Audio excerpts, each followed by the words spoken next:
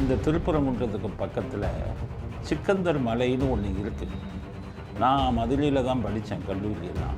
அப்படி ஒரு சிக்கந்தர் மலை இருக்குங்கிறது எனக்கு இந்த பிரச்சனை வர கவர்னருக்கு சொல்கிறேன், சுப்ரீம் கோர்ட்டை பேச்சை கேட்காதீர்கள். சுப்ரீம் கோர்ட்டுக்கு உங்களுக்கு ஆணை பிறப்பிக்க அதிகாரம் இல்லை. ஜனாதிபதி இவங்களை தவிர மற்றவங்ககிட்ட தான் அவர்கள் அதிகாரம் செல்லும். இது கொடுக்குறாங்க. ஜெயிக்கிறது உறுதி, எதிர்கட்சியே இல்லை. அதுலேயும் போய் கள்ள ஓட்டு போடுறானா இவன்? இதை தெரிஞ்சுக்க. அவங்க சொல்கிறாங்க ஆதார் கார்டு ஓது எதையுமே கொண்டாந்து காமிக்க மாட்டேங்கிறான், வெறும் சிலுப்பை கொண்டாந்து காமிச்சிட்டு ஓட்டை போட்டுட்டு போகிறாங்கிற.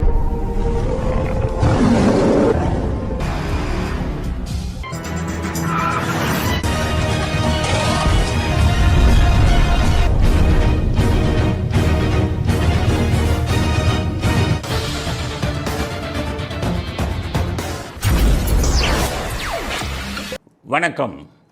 இன்றைய அரசியல் ஆடுகளம் உங்களை அன்புடன் வரவேற்கிறது.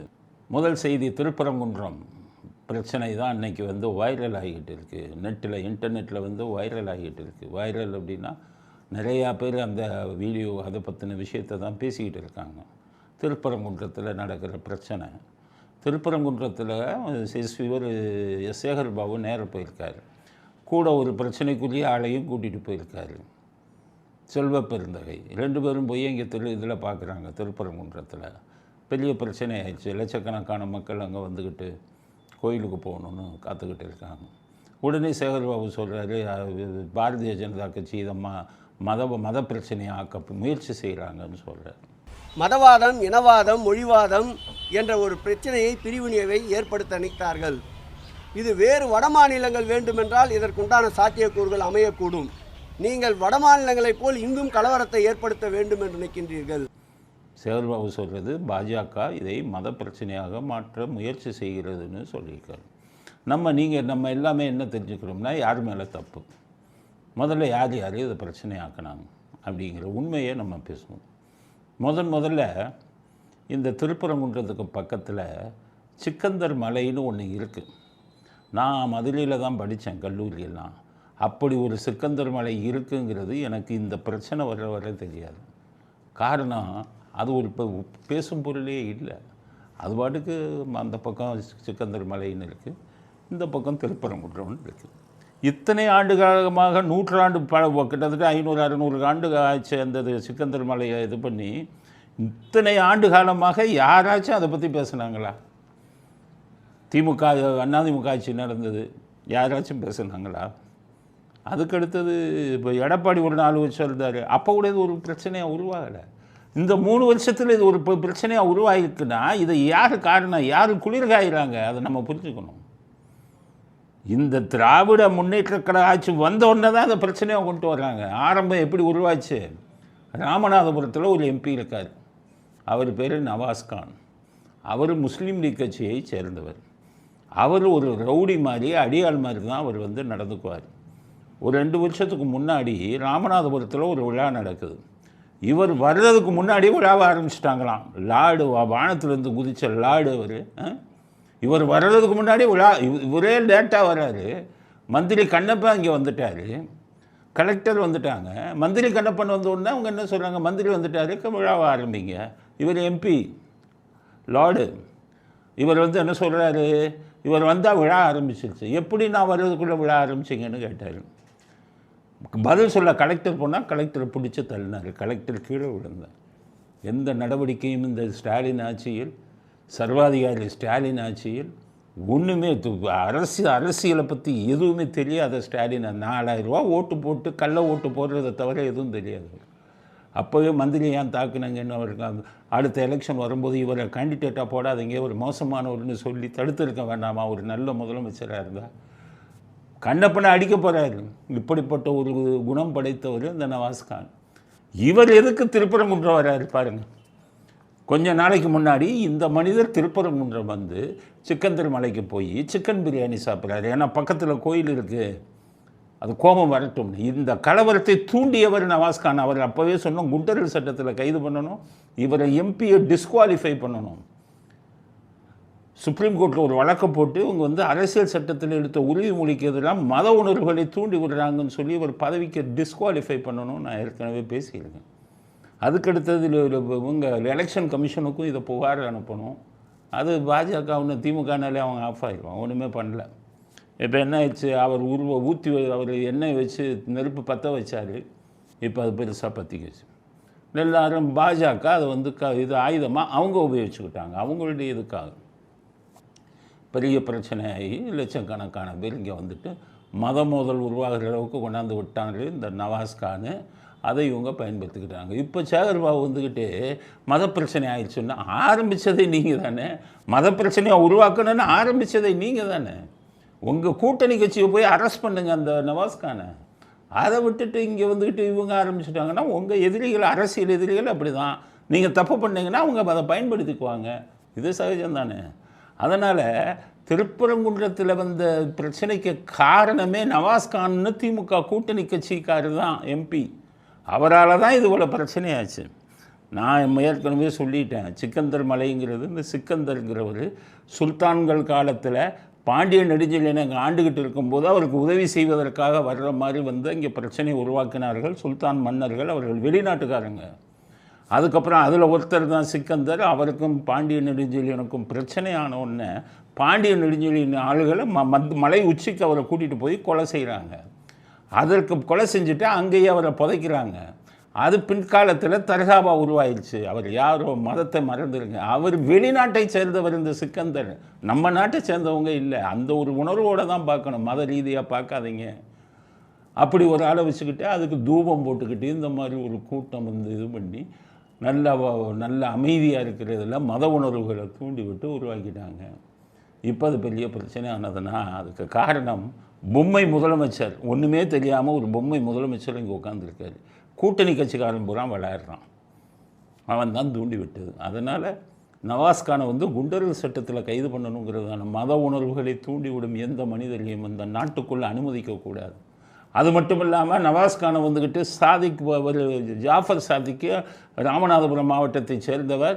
அவருக்கு இவரும் கொரியர் ஏஜென்சி வச்சுருக்காரு. இந்த எம்பி நவாஸ்கான் கொரியர் ஏஜென்சி வச்சுருக்காரு. ஜாஃபர் சாதிக்கு இந்த கொரியர் ஏஜென்சி வச்சுருந்த சென்னையில் வச்சுருந்த ஒரு திமுகக்காரோட தொடர்பு வச்சு தான் வந்து உங்களுக்கு கடத்தினார் போதைப் பொருட்களை. போதைப்பொருள் விஷயத்தில் அவர் ஜாஃபர் சாதிக்கு அதே ஊரை சேர்ந்தவர், இவருக்கெல்லாம் நெருக்கமானவர். ஜாஃபர் சாதிக்கை நல்லா விசாரித்து நவாஸ்கானுக்கு தொடர்பு இருக்கா, மற்ற திமுக தலைவர்களுக்கு தொடர்பு இருக்காங்கிறத நல்லா விசாரிக்கணும். மத்திய அரசு எங்கே விசாரிக்க போகிறீங்க? ஆயுதம் உங்கள் கையில் இருக்குது. ஜாஃபர் சாதிக்கு உங்கள் கஸ்டடியில் இருக்கான். பிடிங்க, அவனை பிடிச்சி கேளுங்க, இவங்களுக்கு என்ன எவ்வளோ பங்கு போச்சுன்னு கேளுங்க. அதனால் இவர்கள் இப்படி தண்டித்தால் தான் இவங்க வந்து திருந்துவாங்க. இல்லவற்றால் நாட்டில் இருக்கும் அமைதியை கெடுத்து கொண்டிருப்பார்கள். இவர்கள் அரசியல் லாபத்துக்காக எதையும் செய்வார்கள். திமுக கூட்டணி கட்சிக்காரன் பூரா அந்த வேலை பண்ண ஆரம்பிச்சிட்டான். அதனால் உடனடியாக நவாஸ்கானை கைது செய்யணும். இந்த பிரச்சனையை வந்து உருவாக்குனதே திமுக தான். சேகர்பாபு சும்மா நீலிக்கண்ணீர் வடிப்பதில் அர்த்தமில்லை அப்படிங்கிறத தமிழ்நாட்டு மக்கள் தெரிஞ்சுக்கணும். நான் பேசுவதில் ஜாதி இல்லை, மதம் இல்லை, நாட்டுப்பற்று ஒன்று தான் இருக்குது. வெளிநாட்டை சேர்ந்த ஒரு மனிதனுக்கு வந்து ஒரு இதை அமைச்சு அவருக்காக ஒரு போராட்டம், அவருக்கு பிரச்சனைங்கிறதெல்லாம் தேவையில்லாதது. இந்த கேவலமான அரசியல்வாதிகள் செய்யக்கூடிய மலிவு அரசியல் இது அப்படிங்கிற முதல் கருத்தை பதிவு செய்ய விடணும். அடுத்தது, அங்கே ஒரு மத கலவரத்தை தூண்டிவிட திமுக கூட்டணி கட்சி, இங்கே இன்னொரு திமுக கூட்டணி கட்சி திரும்ப என்ன சொல்கிறாரு, நாங்கள் மதம் மாறுவோங்கிறாரு. கடைசி வரையிலும், கடைசி மூச்சு வரையிலும் மூர்க்கமாக சனாதனத்தை எதிர்த்த ஒரு போராளி உண்டு என்றால் அது புரட்சியாளர் அம்பேத்கர் அவர்கள் தான். ஒருபடி மேலே போனார் பெரியாரை விட. இந்த மதத்தில் இருக்கிற வரை தான் என்னை ஈடுபடுத்த நான் மதமாற போறேன். வேங்கவேலில் நீதி கிடைக்காவிட்டாலும் மக்கள் அந்த முடிவை எடுப்பது தவிர்க்க முடியாததாக மாறும் என்பதை நான் சுட்டிக்காட்ட கடமைப்பட்டேன். பார்த்துக்கங்க, பயமுறுத்துறார். வேங்கவயல் பிரச்சனையில் சிபிசிஐடி முழுமையாக விசாரித்து யார் யார் சம்மந்தப்பட்டிருக்காங்கன்னு சொல்லி தடை அறிவியலிருந்து ஆதாரங்களை எடுத்து ஃபோனில் இவங்க பேசின ஆடியோவெல்லாம் எடுத்து கோர்ட்டில் போட்டாங்க. கோர்ட்டில் என்ன சொல்லிட்டாங்க, கோர்ட்டில் இப்போ நிலுவையில் இருக்குது. ஹைகோர்ட்டுக்கு இவங்க போனாங்க, இது தப்பு, திருப்பி விசாரிக்கணும்னு. ஹைகோர்ட்டு டிஸ்மிஸ் பண்ணிட்டாங்க. நீ எதை சொல்கிறதுனால அந்த கோர்ட்டில் போய் சொல்லு. இதுக்கு சார்ஜ் ஷீட், இறுதி அறிக்கை, குற்றப்பத்திரிக்கை தாக்கல் செஞ்சாங்கல்ல, அந்த கோர்ட்டில் போய் சொல்லு. இங்கே உனக்கு என்ன வேலைன்னு விரட்டி விட்டாங்க.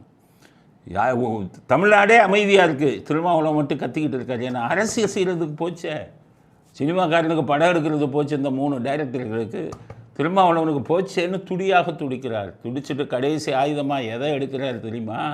நாங்கள் மதம் மாறுவோம். எப்படி பாருங்கள், நாட்டில் எப்படி அரசியல்வாதிகள் நமக்கு இருக்காங்கன்னு பாருங்கள். மத கலவரத்தை, ஜாதி கலவரத்தை தூண்டிவிடக்கூடிய அரசியல்வாதிகள் திமுக கூட்டணியில் இருக்காங்க. வெக்கக்கேடு இப்படி ஆளுங்கள் எல்லாம் வச்சிருக்கு.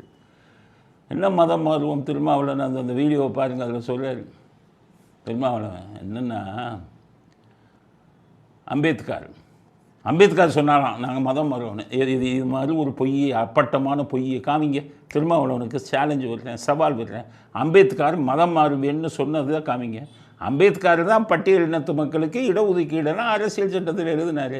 அவர் எப்போ சொன்னார் மதம் மாறுவேன்னு? அவ்வளோ கீழ்த்தரமான அரசியலாக பண்ணார் அம்பேத்கர். அவர் சொல்லாததே இவர் சொல்லி மதம் மாறுவேன்னாராம். நான் என்ன கேட்குறேன், வேங்கவேலில் இருக்கும் மக்களுக்கு ஏதாச்சும் பிரச்சனைனா அவங்க டங்ஷன் மாதிரி அந்த ஊரை சேர்ந்தவர்கள் மிகப்பெரிய போராட்டம் நடத்தினாங்களா? அந்த ஊரில் போய் கேளுங்க, யாருக்குமே பிரச்சனை இல்லை. திருமாவளவன் ஒருவருக்குத்தான் பிரச்சனை. மலிவு அரசியல் நடத்துவதற்கு நமக்கு கிடைத்த ஆயுதம் போய்விட்டதுங்கிற ஒரே இதில் என்ன பண்ணுறாரு பாருங்கள், எப்படி தூண்டி விடுறாரு, எப்படி மதத்தை இதை உருவாக்குறாரு பாருங்கள். நாங்கள் இன்னொரு மதம் மாறுவோம்னு பட்டியலினத்து மக்களை தூண்டி விடுறாரு.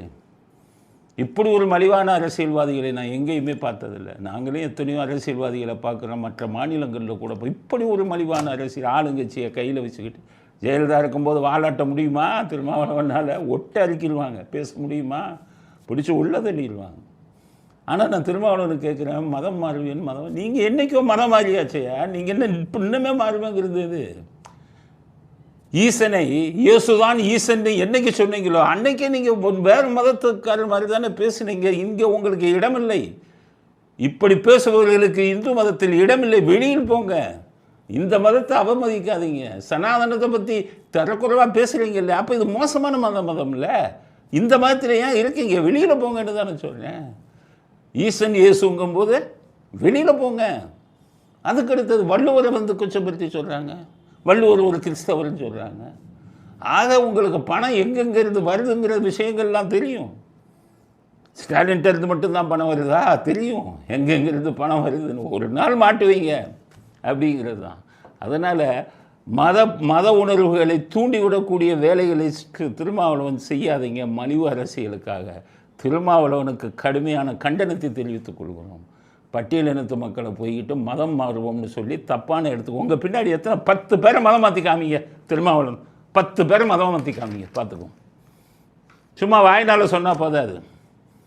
அந்த மதத்தின் சடங்குகளை பின்பற்றி ஒரு 10 பேரை உங்கள் பேச்சு கேட்குறவனை மாற்றி காமிங்க. அதனால் திருமாவளவனுக்கு மலிவு அரசியல் நடத்தும் திருமாவளவனுக்கு கடுமையான கண்டனத்தை தெரிவித்துக் கொள்கிறோம் அப்படிங்கிறத அடுத்த கருத்து. அதற்கடுத்தது ஈரோடு எலெக்ஷன். இன்றைக்கி இடைத்தேர்தல் நடந்து முடிஞ்சிருக்கு. 53% தான் வாக்குகள் பதிவாயிருக்கு. பொதுவாக 70% வாக்குகள் பதிவாகிருக்கணும். 53%னா அதிமுக பாஜக சேர்ந்தவங்கெல்லாம் அவங்க கட்சியில் யாருமே நிற்காதனால அவங்க யாருமே ஓட்டே போட வரல அப்படிங்கிறது உறுதியாகும். ஸோ 53% தான் வாக்குகள் பதிவாகிருக்கு. 53% அவங்களுக்கு ரொம்ப கொண்டாட்டம். குறைஞ்ச வாக்குனா ரூபாயை கொடுத்து நிறைய பேர்கிட்ட ஓட்டை அவங்களுக்கு சாதகமாக வாங்கியிருப்பாங்க. இதுக்கு இடையில் நான் என்ன சொல்கிறேன், போட்டியே இல்லை ஈரோடு கிழக்கில். அதிமுக முக்கிய எதிர்க்கட்சி நிற்கலை, பாஜக முக்கிய கட்சி நிற்கலை, வேறு எந்த கட்சிகளும் நிற்கலை. நாம் தமிழர் கட்சி தான் நிற்கிது. ஏதோ உங்களுக்கு போட்டி ரொம்ப கடுமையாக இருந்தால் கள்ள ஓட்டு போடலாம். உங்கள் ஆயுதமே கள்ள ஓட்டு தானே. நான் பல தடவை கள்ள ஓட்டு போடும்போது சில பேருக்கு அது எப்படி சார் கள்ள ஓட்டு போட முடியும்? ஆடம் அந்த கருணாநிதி சொல்லி கொடுத்து இந்த தமிழ்நாட்டை கெடுத்ததில் கள்ள ஓட்டு அவங்களுக்கு அத்தனை வகை தெரியும். இப்போ இந்த வீடியோவை பாருங்கள், ஒரு லேடி சொல்கிறாங்க எப்படி கள்ள ஓட்டை போட்டாங்கன்னு. நம்ம ஓட்டர் ஐடிலாம் புகைப்படத்தோட இருக்கும், அதை காட்டுறது இல்ல. அந்த ஸ்லிப் ஒன்று கொடுப்பாங்க பாத்தீங்களா, அதை வச்சு ஓட்டு போட்டுட்டு இருக்காங்க. இப்ப என்ன திரும்ப அவங்க 40 ஓட்டு போட்டிருக்காங்க. நாங்க கேள்வி கேட்கிறோம், ஆனா அவங்க எங்களுக்கு ஒத்துழைப்பு கொடுக்க மாட்டேங்கிறாங்க. ஆக ஜெயிக்கிறது உறுதி, எதிர்கட்சியே இல்லை, அதுலயும் போய் கள்ள ஓட்டு போடுறானா இதை தெரிஞ்சுக்கங்க. அவங்க சொல்கிறாங்க ஆதார் கார்டு ஓது எதையுமே கொண்டாந்து காமிக்க மாட்டேங்கிறான், வெறும் சிலிப்பை கொண்டாந்து காமிச்சிட்டு ஓட்டை போட்டுட்டு போகிறாங்கிறாங்க. அப்புறம் ஏன் ஆளுங்கட்சி அவங்க இது எலெக்ஷன் கமிஷனும் ஒரு வேடிக்கையான ஒரு கேவலமான ஒரு இது வந்து அங்கே இருக்குது டெல்லியில். அவன்லாம் எலெக்ஷன் கமிஷன் மூடிட்டு போயிடலாம். இவ்வளவு இதாக ஓட்டு போடுறாங்க, எவனும் கண்டுக்கிறது இல்லை. ஆக இப்படி கள்ள ஓட்டையும் இதையும் பணத்தையும் இறக்கி ஸ்டாலின் வந்து அராஜகம் செய்து இந்த தேர்தலில் ஜெயிக்கிறதுக்கு ஏற்பாடு பண்ணியிருக்காரு. இது மாதிரி ஒரு குறுக்கு வழியில் பெற்ற வெற்றி என்றைக்குமே நிலைக்காதுங்கிறத ஸ்டாலின் புரிஞ்சுக்காங்க. இப்படியா ஒரு வருஷம் இருக்குது, 1.5 வருஷம் இருக்குது, அதுக்கு இத்தனை கோடியை செலவு பண்ணி இத்தனை பேரை கள்ள ஓட்டு போட்டு, இந்த கள்ள ஓட்டெல்லாம் 2026 போடுவான். டெக்னிக் பூரா எனக்கு தெரியும், கருணாநிதி டெக்னிக் என்னென்ன பண்ணுவாருன்னு தெரியும். இப்போ இருக்கிறவனுக்கு எவனுக்குமே இந்த எதிர்க்கட்சிக்கு இது புரியவே இல்லை. அது புரிஞ்சுக்கிற சக்தியில் எந்த தலைவரும் இல்லை எதிர்க்கட்சியில். எடப்பாடியும் சேர்த்து தான் சொல்கிறேன். நீங்கள் எல்லாம் இத்தனை வருஷம் அதிமுகவில் இருந்தீங்க, திமுகக்காரன் எப்படி கள்ள ஓட்டு போடுறாங்கிறது தெரிய வேணாமா? அது தெரியலையா அவங்களுக்கு? எவ்வளவு அரசியலையா நடந்தது? ஜெயலலிதா அவங்கெல்லாம் எப்படி அது எந்தெந்த வரையில் போடுவாங்கன்னு அதை தடுத்து நிறுத்துறது எப்படி பண்ணுவாங்க? எம்ஜிஆர் அன்னைக்கு அந்த எம்ஜிஆர் இருக்கும்போதே 2 எழுத்து பேர் கொண்ட ஒரு திமுக தலைவரை வச்சு கள்ள ஓட்டு அரங்கிட்டுனாங்க. அப்புறம் எம்ஜிஆர் ஜேபிஆர் வச்சு அதெல்லாம் கொண்டு போனார். எம்ஜிஆராலேயே கள்ள ஓட்டு பண்ண முடியலை. ஏன்னா நல்ல மனுஷங்களால் கெட்ட விஷயம் பண்ண முடியாது. கெட்ட மனுஷன் கெட்ட விஷயத்தை தாராளம் பண்ணுவான், அவனுக்கு நல்ல விஷயம் பண்ண தெரியாது. கருணாநிதி உதாரணம். அது மாதிரி எம்ஜிஆர் நல்ல மனுஷனால் கெட்ட விஷயம் பண்ண முடியாது. அதில் தான் அவரே கள்ள ஓட்டுக்கு பலியானார். 2 இடைத்தேர்தலில் தோத்தார். அப்படிப்பட்ட ஜீனில் வந்தவங்க இவங்க கள்ள ஓட்டு மண்ணைங்க. எதிர்க்கட்சிகளுக்கும் எவனுக்கு தெரியுது? இந்த போட்டான் 53% எப்படி 10-15% கள்ள ஓட்டை போட்டிருப்பான், மீதி சதவீதத்துக்கு ஒரு வாய் கொடுத்துருப்பான். இவ்வளவு கீழ்த்தரமாக கேவலமாக நடந்து முடிந்திருக்கிறது ஈரோடு கிழக்கு தேர்தல் அப்படிங்கிறத புரிஞ்சுக்கங்க. எலெக்ஷன் ரிசல்ட்டுக்காக எல்லாம் வெயிட் பண்ண தேவையில்லை. இப்படி தான் அவங்க வந்து எலெக்ஷனை நடத்துவாங்க. 2026 இப்படித்தான் நடத்துவார்கள். எலெக்ஷன் கமிஷன் வேடிக்கை பார்ப்பான், பாஜக கண்டுக்காமல் உட்காந்துக்கிட்டு இருப்பான். ஏன்னா இது சட்டசபை தேர்தல், நமக்கு இதுக்கு சம்மந்தம் இல்லை. திமுக எப்படி வேணாலும் ஜெயிச்சுட்டு போகட்டும், அவனை போய் நம்ம பகிச்சிக்கக்கூடாது. 23 MP நமக்கு போயிடும், ஆபத்தில் உதவுவான் அப்படிங்கிறதுனால இதுதான் தலைவிதி. 2024 26 இதுதான் தலைவிதி. ஒரு முதுகெலும்பு பெற்ற மத்திய அரசாங்கமும் ஒரு முதுகெலும்பு இல்லாத எலெக்ஷன் கமிஷனும் தேர்தல் ஆணையம் இருக்கும்போது கயவர்களுக்கு அது துணை போகும்ல, சமூக விரோதிகளுக்கு அது துணை போகும் அப்படிங்கிற கருத்தையும் அடுத்த கருத்தாக பதிவு செய்ய விரும்புகிறோம். சுப்ரீம் கோர்ட்டு ஆளுநருக்கு கெடுது கொடுத்துருக்காங்க. 24 மணி நேரத்தில் முடிவு எடுக்கணும் அந்த துணைவேந்தர் விஷயத்தில். பாவிங்களா, 3 வருஷம் ஜெயிலுக்கு போனவன் ஒரு ஆளை கூப்பிட்டு திருப்பி மந்திரியாக்குன்னு சொன்ன பாவிங்களாச்சு நீங்கள். பொன்முடியை 3 வருஷம் ஜெயிலு, திருப்பி மந்திரி ஆகிடுன்னு சொன்ன கேவலமான தீர்ப்பை கொடுத்தவன் நீ. உதயநிதி உச்ச நீதிமன்றம் அங்கே இருக்கிற 5-10 சீனியர் கவுன்சிலை கூட்டிகிட்டு ஒவ்வொருத்தருக்கும் 1 கோடி கொடுத்துட்டா தீர்ப்பை மாற்றி எழுதுறவங்க கேவலமான ஆளுங்க நீங்கள். 24 மணி நேரம் கெடு கொடுக்குறாங்களா? படித்தீங்களா? சுப்ரீம் கோர்ட்டு தான் கேட்குறேன். ஆர்டிக்கல் 361 இந்திய அரசியல் சட்டத்தை படித்தீங்களா? யார் படிக்கிறா? கீழே இருக்கிறோம் நோட்ஸ் போடுறத வச்சுக்கிட்டு தீர்ப்பு கொடுக்குற ஆளுங்க நீங்கள். கீழே இருக்கிறோம் நோட்ஸ் போடுறான். 361 படித்தீங்களா? கவர்னரும் எந்த நீதிமன்றமும் கேள்வி கேட்க முடியாது. கவர்னர் மேலே அரெஸ்ட் வாரண்ட் இஷ்யூ பண்ண முடியாது. கவர்னரை அரெஸ்ட் பண்ண முடியாது, அரெஸ்ட் வாரண்ட் இஷ்யூ பண்ண முடியாது. எதையுமே நீங்கள் கவர்னருக்கு எதிராகவோ ஜனாதிபதிக்கு எதிராகவோ செய்ய முடியாது. உங்களுக்கு அதிகாரமே இல்லாததில் நீங்கள் பண்ணீங்கன்னா எல்லாம் வேடிக்கை பார்த்துக்கிட்டு இருப்போமா? மக்கள் மன்றத்தில் வேடிக்கை பார்க்க மாட்டோம். இது மக்கள் மன்றம். 130 கோடி மக்களும் வந்து உங்களை விட மாட்டாங்க. அதிகாரம் இல்லாததை எப்படி செய்யலாம்? கவர்னரு துணைவேந்தரை இவன் போட்டான்னா குட்டிச்சவராயிரம் 20 கோடிக்கு புத்துருவான்னு சொல்லி கவர்னரும் யூனிவர்சிட்டி கிராண்ட்ஸ் கமிஷன் சொல்லக்கூடிய மத்திய அரசு நிறுவனம், அவங்க தான் இந்தியா முழுவதும் இருக்கக்கூடிய MBBS என்ஜினியரிங்கு இந்த இதெல்லாம் வழிமுறை பண்ணுறாங்க. நல்லா இருக்கணும், ஒழுங்காக இருக்கணும்னு. அரசியல்வாதி படிக்காதவன் ஒன்றும் தெரியாதவன்லாம் வந்துக்கிட்டு இது வந்துக்கிட்டு வேந்தராக உட்காந்துட்டு நாட்டை குட்டிச்சவராக்கிடுவான்.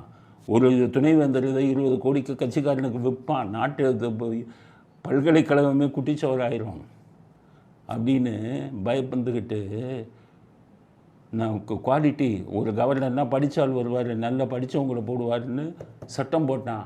சுப்ரீம் கோர்ட்டுக்கு என்ன வந்தது? அவன் சொல்கிறான் நீ ஏன் ஜெயிலுங்கிறான். சுப்ரீம் கோர்ட்டு சொல்கிறவன் யார்? எதற்காக சொல்கிறான்? அவனுடைய எண்ணம் என்ன? கொள்ளையடிக்க முயற்சி செய்கிறானெல்லாம் காதிலே கேட்காதா? இல்லை படிச்சிருக்கீங்களா கேட்குறேன். சுப்ரீம் கோர்ட் படிச்சிருக்கீங்களா? ஒழுங்காக படிச்சுட்டு வந்தீங்களா? எப்படி வந்தீங்க? மக்களுடைய நலனை நீங்கள் மெயினாக பார்க்கணுமில்ல. உங்கள் கவர்னருக்கு ஆர்டர் கொடுக்குறது நீங்கள் யார்? உங்களால் இது பண்ண முடியாது. அதனால் நான் என்ன சொல்கிறேன்னா, இம்பீச்மெண்ட்டு கொண்டு வாங்க சம்மந்தப்பட்ட சுப்ரீம் கோர்ட் ஜட்ஜு மேலே. கவர்னருக்கு எதிராக இதை கொடுத்தா கவர்னருக்கு சொல்கிறேன், சுப்ரீம் கோர்ட்டை பேச்சை கேட்காதீர்கள். சுப்ரீம் கோர்ட்டுக்கு உங்களுக்கு ஆணை பிறப்பிக்க அதிகாரம் இல்லை. எங்களுக்கு 130 கோடியில் கவர்னர், ஒரு ஜனாதிபதி, இவங்களை தவிர மற்றவங்ககிட்ட தான் அவர்கள் அதிகாரம் செல்லும். அவன் இது கொடுக்குறாங்க. அவன் மந்திரி சபையில் போட்டான். மந்திரி சபை சொன்னதை கேட்கணும்னு கவர்னரை நீங்கள் சொல்ல முடியாதுன்னே 361 இருக்குது. நான் இப்போ சொல்கிறத ஆர்டிக்கல் 361 எடுத்து எல்லோரும் படித்து பாருங்கள். இந்திய அரசியல் சட்டம் ஆர்டிக்கல் 361. நம்மெல்லாம் முடிவு பண்ணணும், எவன் செய்கிறது ரைட்டு, எவன் செய்கிறது தப்புன்னு. சுப்ரீம் கோர்ட்னா தலையில் தூக்கி வச்சு ஆட முடியாது. 2 ஜட்ஜு ஒரு சின்ன ரூமில் உட்காந்துக்கிட்டு இந்தியாவின் தலைவிதியை நிர்ணயிக்க நீங்கள் யார்?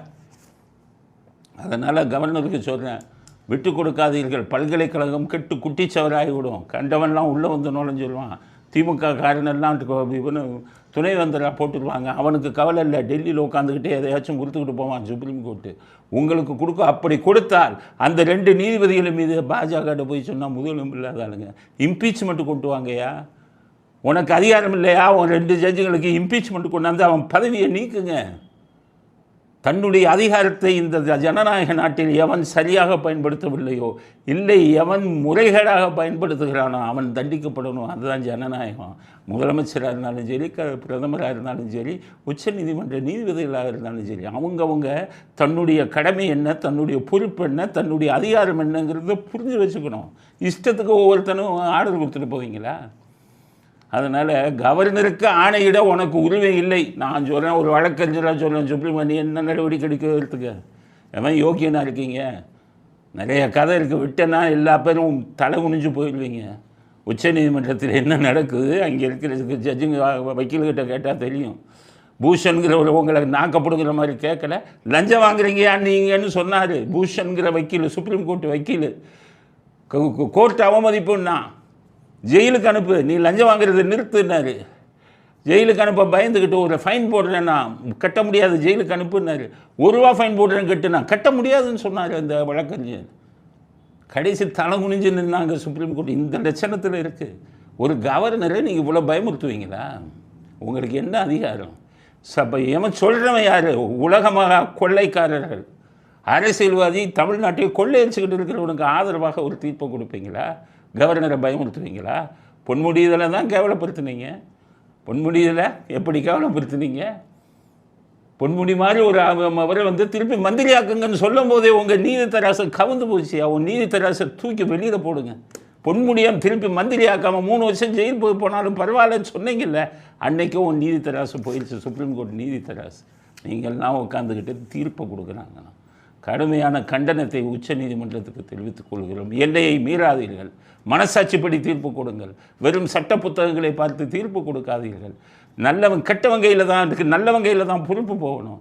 கெட்டவன், வியாபாரம் பண்ணுறவன், பல்கலைக்கழகத்தை நாசம் பண்ணுறவன், கல்வியை குட்டிச்சவராக்கிறவன் கையிலெல்லாம் போகக்கூடாது அப்படிங்கிற கருத்தை சுப்ரீம் கோர்ட்டுக்கு எதிராக நான் இதனால் விளைவுகள் என்ன வந்தாலும் நான் சந்திக்க தயாராக இருக்கிறேன். நாட்டில் ஒருத்தர் நான் செஞ்சு நியாயத்தை பேசணும்.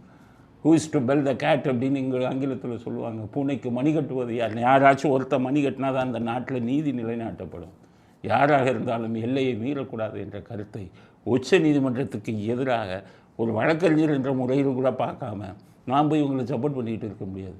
வழக்கறிஞரை நம்ம ஜட்ஜை பற்றி தப்பாக பேசக்கூடாது. யார் பேசினாலும் தட்டி கேட்கக்கூடிய மனப்பான்மை மனிதர்களுக்கு வர வேண்டும். அதனால் திமுக விஷயத்தில் கவர்னர் செய்வது நியாயம். அதை எதிர்ப்பது, அதை தடுத்து நிறுத்துவதற்கு உச்சநீதிமன்றத்துக்கு அதிகாரம் இல்லை என்ற கருத்தையும் அடுத்த கருத்தாக பதிவு செய்ய விரும்புகிறேன். அடுத்தது EPS அவர் சொல்லியிருக்கார். சேலத்திலேருந்தே பேசுகிறார். சென்னைக்கு வரவே மாட்டேங்கிறார். சேலத்தின் மேலே எப்படி ஒரு பாசம்னு தெரியல. சென்னைக்கு வராமல் போனால் கட்சி எப்படி இதாகும், எப்படி வளர்ச்சி அடையும், அதை பற்றியும் இல்லை. ஒரு அறிக்கை வர்றாரு அங்கே இருந்துக்கிட்டு. டாஸ்மாகில் கள்ளச்சாராயத்தை வைக்கிறாங்கங்கிறது இதை கண்டுபிடிக்க இவ்வளோ நாளாச்சு அவங்களுக்கு. 4 வருஷம் முதலமைச்சராக இருந்தீங்களே, இதை கண்டுபிடிக்க இவ்வளோ நாளா? அதுதான் ஊரே தெரிஞ்ச விஷயமாச்சே. டாஸ்மாகில் ஓடுறது பூரா கள்ளச்சாராயம்தான். நாடே குட்டிச்சோராக போச்சியா. யாரும் கலந்து வைக்கிறா? டாஸ்மாகில் வேலை செய்யணுமே மந்திரிக்கு தெரியாமல் முதலமைச்சருக்கு தெரியாமல், மந்திரிக்கு தெரியும் முதலமைச்சருக்கு தெரியும். அதனால் அவர் என்ன சொல்லுவார், நீ என்ன வேணாலும் கலந்துக்க செந்தில் பாலாஜி, எனக்கு 60,000 மாதம் ஒரு கடை கொடுத்துரு, நீ கள்ளச்சாராயத்தை கலந்துக்க. எதுக்கு 60,000 மாதம் 60,000 ஒரு இதில் கேட்குறாரு ஒரு கடைக்கு? செந்தில் பாலாஜி கள்ளச்சாராயத்தை பாதி ஊற்றுறான், நல்ல சாராயம் பாட்டிலில் வர்றதில் பாதி எடுத்துகிட்டு உறிஞ்சிட்டு கள்ள சாராயத்தை வெளியிலேருந்து வாங்கி பாதி ஊற்றுறான், பாட்டிலை நிரப்புறான், வியாபாரம் பண்ணுறான். மந்திரிக்கு தெரியும் முதலமைச்சருக்கு தெரியும். முதலமைச்சர் சொல்கிறாரு, அடிக்கிறான் கள்ளச்சாராயத்தை ஊற்றி நமக்கு பங்கு கொடுக்க சொல்லுங்கிறாரு. செந்தில் பாலாஜியை ஒரு கடைக்கு 60,000 கொடுன்னு கேட்குறாரு. 60,000 கொடுத்துட்டு நான் இது பண்ணுறான். இப்போ தாசில்தாருக்கு லஞ்சம் கொடுக்குறான், போலீஸ்காரங்களுக்கு லஞ்சம் கொடுக்குறான், குடிக்கிறவன் நாசமாக போகிறான். இதுதான் டாஸ்மாக். அவ்வளவையும் முதலமைச்சர் வரை எல்லாம் தெரிந்தும் இதை அனுபவிக்கிறாங்க. செந்தில் பாலாஜி என்ன சொல்கிறார், ஒரு பாட்டிலுக்கு 20 ரூபா கொடு, நீ கலந்துக்க. யாராச்சும் கவலைப்படுறாங்களா? குடிக்கிறது ஏற்கனவே உங்களுக்கு கள்ளக்குறிச்சியில் குடித்து 70 பேர் செத்து போனான். இதில் கலக்கிறதுல மக்களை கொஞ்சம் கொஞ்சமாக சாகடிச்சுக்கிட்டு இருக்காங்கல்ல. இதை நான் கிட்டத்தட்ட 6 மாதத்துக்கு முன்னாடியே பேசிட்டேன். திருமாவளவன் அது சொல்லியிருக்காரு ஓப்பன் மீட்டிங்கில், கள்ளச்சாராயத்தை காய்ச்சிறாங்கன்னு. அவங்க திமுக கூட்டணி கட்சியில் எல்லாத்துக்கும் தெரியும். அப்படி இருக்கும்போது எதிர்கட்சி தலைவர் இப்போ தான் கண்டுபிடிக்கிறாரு கள்ளச்சாராயத்தை கலந்து வைக்கிறாங்க. அது 2 வருஷமாக எடுத்துக்கிட்டு இருக்காங்க, 3 வருஷமாக எடுத்துக்கிட்டு இருக்காங்க. வந்ததுலேருந்து தானே பொழைப்பவங்க. அதனால் குடிமகன்களை கடவுள் தான் காப்பாற்றணும். யாராச்சும் குடிச்சிக்கிட்டு இருந்தால் சொல்கிறோம் கேளுங்க, நிறுத்திடுங்க. எதுக்காக? உங்கள் அதாவது குடித்தா உடம்பு கெடுன்னு சொல்கிறது வேறு. இவன் கொடுக்குற சாராயம் விஷம், சீக்கிரம் சாகடிச்சிடுவான். 30-40 வயசுலேயே எல்லாம் செத்து போயிடுவாங்க. விஷத்தை கொடுத்துக்கிட்டு இருக்கான். குடிமகன்களே விஷத்தை குடித்து கொண்டிருக்கிறீர்கள் திமுக ஆட்சியில். எவனுமே இதுக்கு முன்னாடி இருந்த யாருமே செய்யாத விஷயம். அதனால் இபிஎஸ்க்கு சொல்கிறேன், நீங்கள் புரிஞ்ச பிரயோஜனம் இல்லை. தடுத்து நிறுத்துறதுக்கு சட்டசபையில் ஏதாச்சும் போராட்டம் பண்ணுங்க அப்படிங்கிறது தான் நான் சொல்ல விரும்பும் விஷயம். தமிழ்நாட்டை ஆண்டவன் தான் காப்பாற்றணும் அப்படிங்கிறத அடுத்த கருத்தாக பதிவு செய்ய விரும்பும். அப்புறம் அண்ணா பல்கலைக்கழகத்தில் இந்த சிறப்பு புலனாய்வு குழுன்னு போட்டாங்க பாருங்கள், மெயினை விட்டுட்டாங்க. அவங்க என்ன சொன்னாங்க, யார் எஃப்ஐஆர் போட்டான்னு கேட்டாங்க உயர்நீதிமன்றம். இவன் என்ன கேட்குறான், சிறப்பு புலனாய்வு குழு எஃப்ஐஆர் யார் பதிவிறக்கம் பண்ணான்னு விசாரிக்கிறான். என்ன சொன்னாங்கிற விளக்கே தெரியல. பத்திரிக்கைக்காரன் ஃபோனை பூரா பறிச்சுட்டு போயிட்டாங்க. பத்திரிக்கைக்காரன் என்ன தப்பு பண்ண, அந்த வழக்கை பற்றி பத்திரிக்கைக்காரனுக்கு என்ன தெரியும்? பத்திரிக்கைக்காரன் என்ன நடந்ததோ அதை எழுதுகிறவன் தான் பத்திரிக்கைக்காரன். இப்போ பிரச்சனையை வந்துக்கிட்டு எஃப்ஐஆரை போலீஸ் டிபார்ட்மெண்ட்டில் யார் போட்டா இன்டர்நெட்டில்ங்கிறது தான் கேள்வி. பத்திரிக்கைக்காரன் அதை பூரா பறிச்சுட்டு போகணும். கோமாளித்தனம் பண்ணால் உங்களுடைய இன்வெஸ்டிகேஷன் எவ்வளோ கோமாளித்தனமாக நடக்கும். அதுதான் ஹைகோர்ட்டில் போட்டாங்க பத்திரிக்கைக்காரங்க. ஹைகோர்ட்டில் இந்த வழக்கு வந்தது. அதில் பத்திரிக்கைக்காரர் சார்பில் தெரிவிக்கப்பட்டது. ஹைகோர்ட்டில் சொல்லிட்டாங்க, எல்லா பத்திரிக்கைக்காரனுக்கும் ஃபோனை திருப்பி கொடுயா, என்னையா கோமாளித்தனம் பண்ணிக்கிட்டு இருக்க, உன்னை எதை விசாரிக்க சொன்னால் எவனையா போய் பிடிச்சிக்கிட்டு இருக்க. நீ இன்டர்நெட்டில் போட்டால் அவன் எடுக்கத்தானே செய்வான். பத்திரிக்கைக்காரன் அவன் எழுத வேணாமா செய்திகளை, அதுக்காக எடுத்திருப்பான்யா. அவனை போய் குற்றவாளி ஆக்கிட்ட போய் நீ தப்பிக்கலான்னு பார்க்குறியா? 25 லட்சம் நீ தான் கட்டணும். முதல்ல நீ இப்போ இன்டர்நெட்டில் போட்ட காவல்துறை அதிகாரிகள் யாருன்னு கண்டுபிடின்னு சொல்லி நாக்கப்படுங்கிற மாதிரி கேட்டிருக்காங்க. இன்னமும் திருந்த மாட்டாங்க. நீங்கள் பாருங்கள், இதில் அந்த சாரெலாம் எவனுமே வெளியில் கொண்டு வர மாட்டான். அந்த திமுக கொடி மாதிரி போயிடும். திமுக கொடியில் வந்ததில்ல, வேறு காரை தான் நாங்கள் இது பண்ணி மற்ற காரை மாற்றி இடிச்சிட்டோன்னு சொன்னால. எந்த காரை இவங்க இது பண்ணாங்க, திட்டம் போட்டாங்க, எந்த காரை இடிக்கிறதுக்கு, அதுக்கு பின்னணியில் என்ன கொலை பண்ண திட்டம் போட்டாங்களா, இதை பற்றி ஏதாச்சும் விசாரணை நடந்ததா? அவனையே பிடிச்சி அக்யூஸ்டையே மைக்கை கொடுத்து பேச வைக்கிறான் போலீஸ்காரன். அக்யூஸ்டு பேசலாமா? போலீஸ்காரன் அவன்கிட்ட மைக்கு கொடுத்து பேசலாமா? கூட்டிகிட்டு போகும்போது அவன் ஏதாச்சும் சொல்லுவான். அப்படி தான் ஒருமை ஒழிய அவனே பேச விட்டு உதவி பண்ணியிருக்காங்க. ஆகவே இப்படி ஒரு கோமாளித்தனம். நல்ல வேலை பத்திரிக்கைக்காரன் தப்பிச்சாங்க. இல்லைன்னா அவன் இதில் எதையாச்சும் ஒரு இது பண்ணி அந்த சாரி இவனில் ஒருத்தனு கூட கொண்டு வந்தாலும் வந்திருப்பாங்க. கேவலமான விசாரணை நடந்து கொண்டு இருக்கிறது அப்படிங்கிறத அடுத்த கருத்தாக பதிவு செய்வது. ஈவேராவை விமர்சிக்கிறத கலவரம் பண்ண வேணாங்கிறதுக்காக பொறுத்துக்கிட்டு இருக்கோன்னு வைகோ சொல்கிறார். வைகோ கட்சியில் எத்தனை பேர் இருக்காங்க? நான் ஒரு தொகுதிக்கு 10 பேர் இருக்க மாட்டாங்க. கலவரம் பண்ணுவார் அவர். அந்தளவுக்கு இவருக்கு இது இருக்கான் கலவரம் பண்ணுறது. அதனால் வாயினால் எவ்வளோ நாளைக்கு வடை சுடுவார் வைகோங்கிறது தெரியல. உங்கள் கட்சியில் 10 பேர் கூட இல்லை ஒரு தொகுதிக்கு. இந்த லட்சணத்தில் வாரிசு அரசியல்னு உங்கள் பையனையும் கொண்டு வந்து 2 பேர்த்துக்கு எம்பி வாங்கிட்டீங்க. சாதிக் பாட்சா விஷயத்தில் பல ரகசியம் உங்களுக்கு தெரியுங்கிறதுனால ஸ்டாலின் உங்களுக்கு எம்பி பதவி கொடுத்து உங்களை பேச விடாமல் பண்ணணும்னு பண்ணிட்டாரு. கொடுத்ததை வாங்கி கொண்டு தன்மானத்தை இழந்து சுயமரியாதையை இழந்து இதில் திமுக கூட்டணியில் போய் சேர்ந்துட்டீங்க. இந்த லட்சணத்தில் உங்கள் பையன் ஈவேராவை பேசுவதில் இழிபிறவுகள்ங்கிறாரு. இழிபிறவுகள்னா யாருன்னா கொள்கையை அடகு வைக்கும் உங்களை போன்றவர்களை தான் இழிபிறவுகள்னு சொல்லணும். நீங்கள் இந்த லட்சணத்தில் ஈவேராவை பேசுவது இழிபிறவுகள்னு உங்கள் பையன் சொல்கிறாரு. ஆக நீங்கள் என்னமோ பெரிய கலவரம் வெடிச்சுடுங்கிறீங்க. கூட்டம் ஒரு பொதுக்கூட்டம் நடத்தி ரூபா கொடுக்காமல் ஒரு 100 பேரை கூட்டுங்க. ஏதாச்சும் ஒரு ஊரில் 100 பேரை கூட்டுங்க. நீங்களாக கூப்பிடாமல் பிரியாணி வாங்கி கொடுக்காம 1000 ரூபா கொடுக்காம இப்படிப்பட்ட ஒரு மோசமான அரசியலை நடத்தி கொண்டிருக்கிறார்.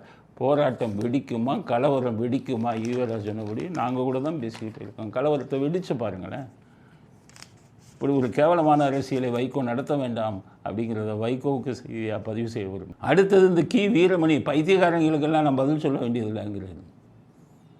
எல்லாரும் என்ன நினைக்கிறாங்க, சீமான் ஈவேராவை திட்டுறதுனால அதுக்கு தான் சொல்கிறாருன்னு நினைக்கிறேன். பைத்தியக்காரங்களுக்கெல்லாம் நான் பதில் சொல்ல வேண்டியது சொல்கிறாருன்னு எல்லாம் நினச்சிக்கிட்டு இருக்காங்க. ஆனால் அவர் திருமாவளவனை தான் திட்டுறாரு. வேங்க வயலில் மலத்தை வந்து பட்டியலினத்து மக்களுக்கு எதிராக கலந்துட்டாங்கன்னு திருமாவளவன் சொல்லிக்கிட்டே இருந்தார். அதுக்கு இவர் என்ன சொன்னார், வீரமணி, அதெல்லாம் கரெக்டு தான், இதை ஏன் கொச்சப்படுத்தலைங்க, இது சரியாக தான் பண்ணியிருக்காங்கன்னாரு. அதனால் ஒரு திருமாவளவனை தான் சொல்கிறாருன்னு நினைக்கிறேன். பைத்தியக்காரங்களுக்கெல்லாம் பதில் சொல்கிறோம் அப்படின்ட்டு. என்ன பைத்தியக்காரன், உங்கள் ஈவேராவே ஒரு பைத்தியக்காரனையா? என்ன நான் சொல்லலைப்பா, நேரு சொன்னார்ப்பா, ஈவேரா மனநலம் பாதிக்கப்பட்டவர்னு என்கிட்ட ஆதாரம் இருக்குது. அவரை பைத்தியக்காரன்னா நீ இன்னொரு ஆளை போய் ஈவேரா பேசுகிறவனை பைத்தியக்காரன்னா என்னத்தை சொல்கிறது, உங்களுக்கு என்ன பதில் சொல்கிறது அப்படிங்கிறது புரியலை அப்படிங்கிறது அடுத்த கருத்து. அடுத்தது சேலம் எழில் அப்படின்னு ஒருத்தரான், திமுகவை சேர்ந்தவரான், சேலத்தில் பெரிய நிர்வாகியான். அவரும் ராஜினாமா பண்ணிட்டார். கேட்டால் பேரனுக்கெல்லாம் நோட்டீஸ் சொல்ல முடியாதையான்னு சொல்லியிருந்தா பத்திரிக்கையில் வந்துடு. இது உண்மையாக இருந்தால் திமுகவில் தன்மானம் உள்ள ஒரு மனிதனாவது இருக்கிறாங்கிறத நினச்சி நம்ம பெருமைப்படணும். நான் என்ன கேட்குறேன், இந்த ஸ்டாலின்கிட்ட தான்ப்பா கேட்குறேன். கருணாநிதி இருக்கும்போது நீங்கள் வந்து அவருடைய வாரிசு இளைஞரணி செயலாளராக இருந்தீங்க. அப்போ கருணாநிதி உங்களைத்தான் வாரிசு அரசியலாக கொண்டு வரணும்னு நினைச்சாரு ஒழிய அவருடைய பேரன் உதயநிதியை கிட்டக்கவே விடலை. மகன் வாரிசாக வரட்டும்னு. அது மாதிரி நீங்கள் இப்போ முதலமைச்சராக இருக்கீங்க, உங்கள் மகனோடு நிறுத்திக்கிறோம் வாரிசா. ஏன் மறுபடியும் பேரனையே நீங்கள் இருக்கும்போதே கொண்டு வரீங்க? என்ன பைத்தியமா உங்களுக்கு? பேரனையா ஏன் கொண்டு வரீங்க? அதான் உங்கள் பையனை கொண்டு வந்தீங்க, விளையாட்டுத்துறை அமைச்சர் ஆகிட்டீங்க, துணை முதலமைச்சர் ஆகிட்டீங்க. அதுக்கப்புறம் நீங்கள் இருக்கும்போதே பேரனையும் கொண்டாந்துக்கிட்டு இது அப்போ தன்மானம் இல்லாதவன் தானே திமுகவில் இருப்பான், சுயமரியாதை இல்லாதவன் தானே திமுகவில் இருப்பான், சூடு சொரணை இல்லாதவன் தானே திமுகவில் இருப்பான். உங்கள் பேரில் இருந்தால் பாருங்கள், பிடிஆர் போய் அவரை கொண்டு போய் இதில் ஏர்போர்ட்லேருந்து கூட்டிகிட்டு வர்றாரு. சில பேர் அந்த ஃபோட்டோ பாட்டு சொன்னாங்க, இப்போ உதயநிதி வந்த உடனே இன்பநிதி வந்த உடனே எல்லோரும் எந்திரிச்சாங்களாம், பிடிஆர் எந்திரிக்கலாம். பிடிஆர் எந்திரிக்காததுக்கு முன்னாடியே அவரை போய் ஏர்போர்ட்டில் போய் ரிசீவ் பண்ணி கூட்டிகிட்டு வந்துட்டார். அதை விட மோசமான செயல் செஞ்சுட்டார். அதனால் இப்போ இந்த எழில்ங்கிற ஒரே ஒரு தன்மானம் உள்ள ஒரு மனிதர் திமுகவில் இருக்காருன்னு தன் பேரனுக்கெல்லாம் நோட்டீஸ் சொல்ல முடியாது என்னாலுன்னு சொல்லிட்டு இன்றைக்கி திமுகவை விட்டு விலகி விட்டார். அந்த தன்மானம் மிகுந்த அந்த எழில் அவர்களுக்கு நாம் பாராட்டுதலை தெரிவித்துக் கொள்கிறோம். இத்துடன் இன்றைய அரசியல் ஆடுகளம் நிறைவு பெறுகிறது. மீண்டும் நாளை புதிய செய்திகளுடன் உங்களை சந்திக்கிறோம். நன்றி, வணக்கம், ஜெய்.